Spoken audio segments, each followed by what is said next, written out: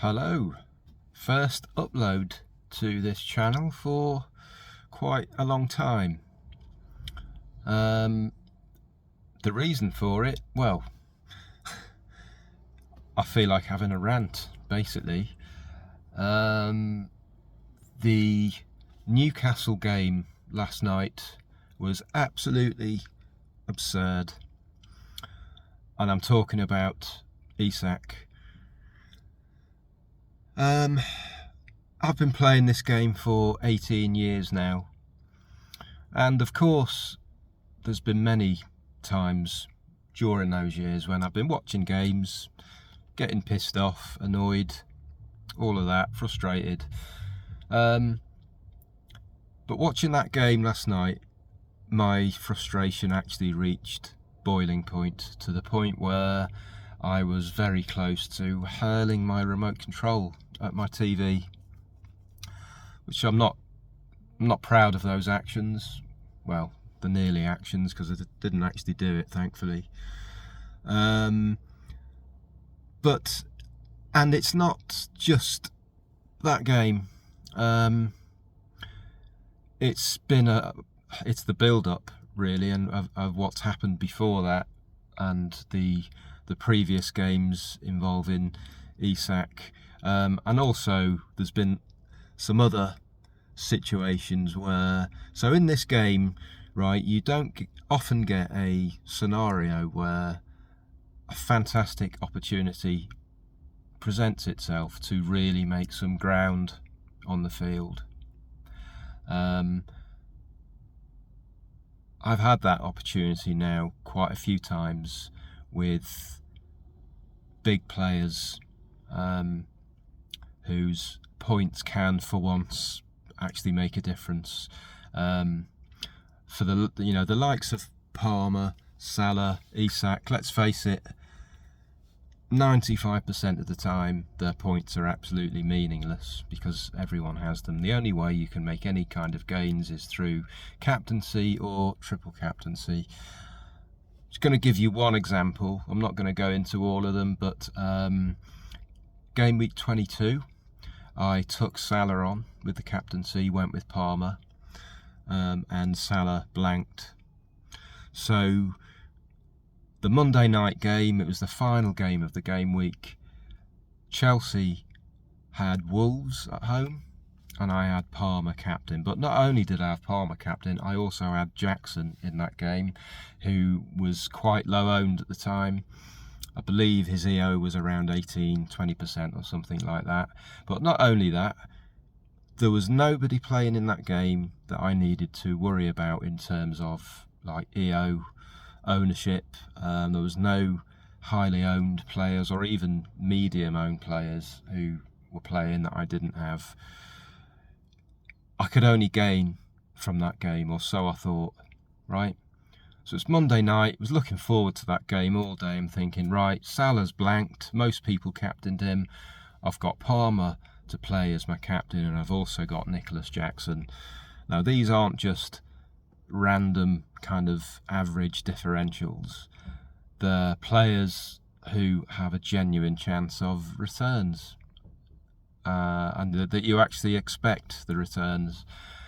So I watched that game, and it's just a joke. Chelsea score 3 and absolutely fuck all for Jackson and Palmer, right? That's just that. There's been another couple of similar situations since, which I won't go into, but now we come to Isak. So that game last night, it's just been a build-up, because it's not just that game. Watching him last night miss chance after chance after chance after chance, easy chances that somebody like him should be scoring.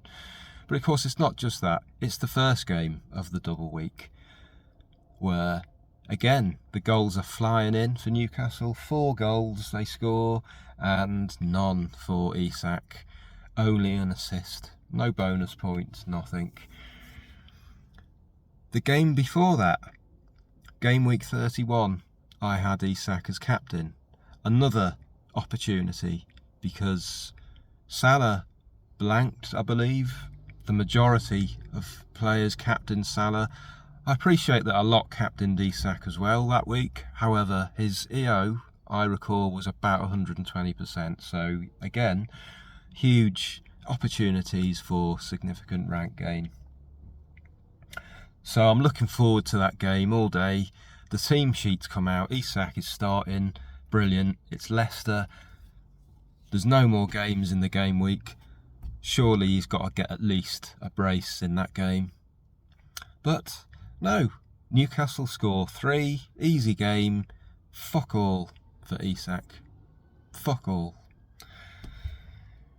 So last night's game was it just got to a point where all of this kind of frustration at having these profitable scenarios just failing miserably, it just built up, and I just absolutely lost it last night.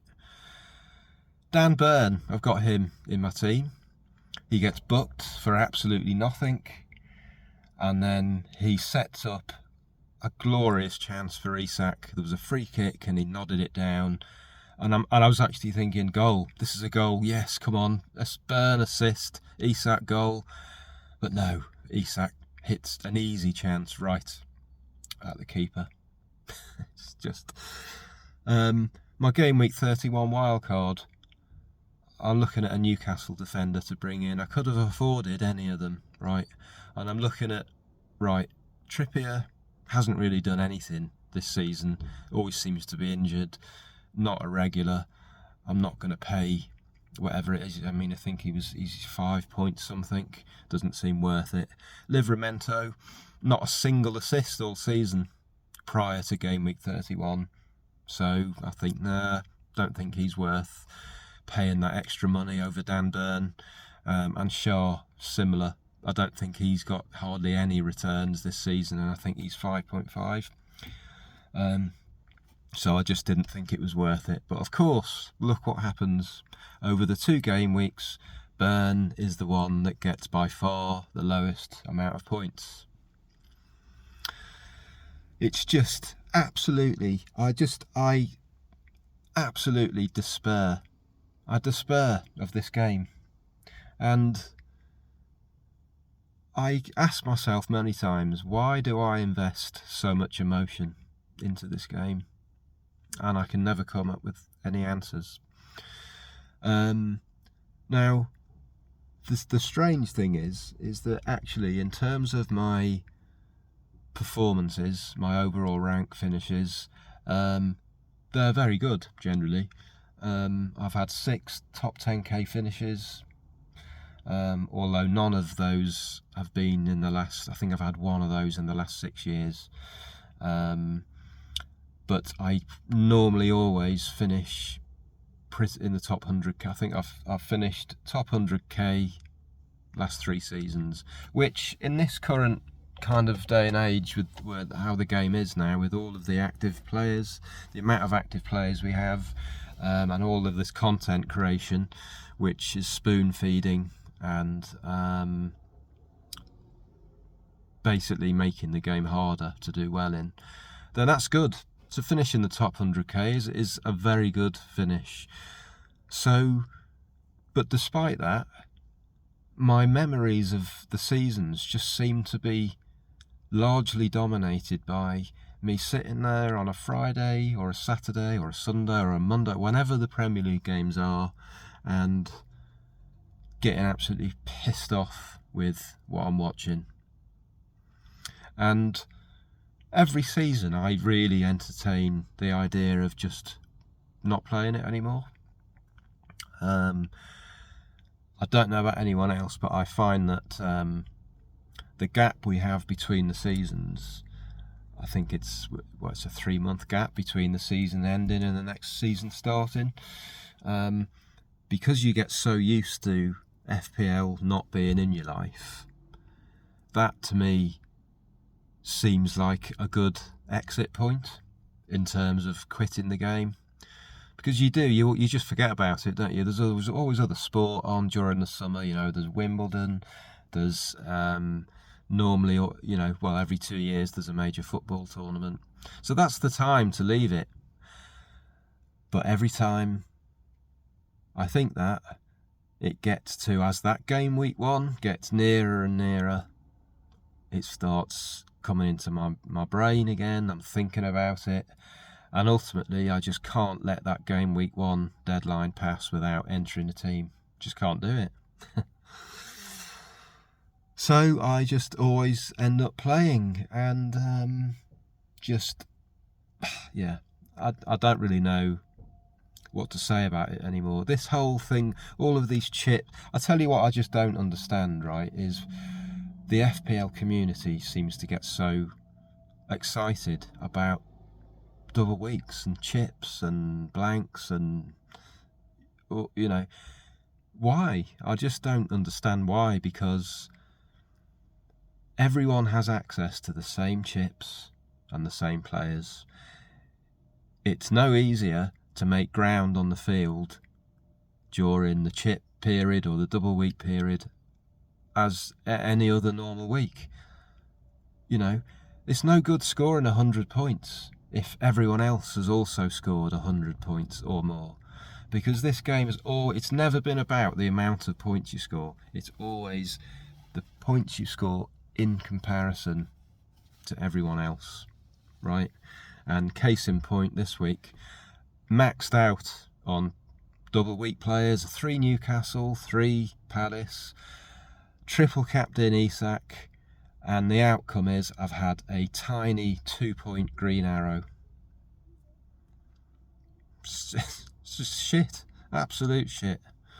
I much prefer the earlier part of the season when there's no doubles to think about, there's no blanks, because actually you can get players that you really want to bring in, rather than thinking, I really want that player, but let me look at the fixtures. Oh no, because over the next 5 weeks he doesn't have a double, so over the next 5 weeks these other players play 6 games, but this player only plays 5. I can't get him. So it just kind of destroys creative strategy and thinking, and it just diverts you away from players you really want, and you just end up getting the same players that everyone else has got. Murphy, for example, I've got Murphy in my team, but so's everyone else. It's hard to get excited about him scoring when I need the goals to come from Isak, not freaking Harvey Barnes and Murphy and every other bloody cretin. So yeah, that's all I wanted to say, really. I just don't know what to say about what's happened over the last few weeks. It's just unbelievable.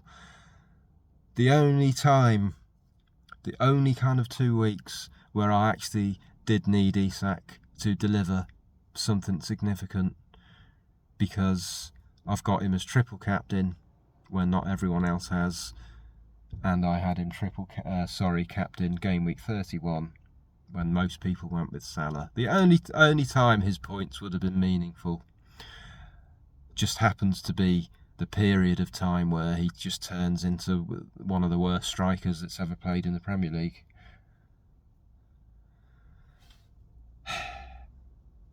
See you later.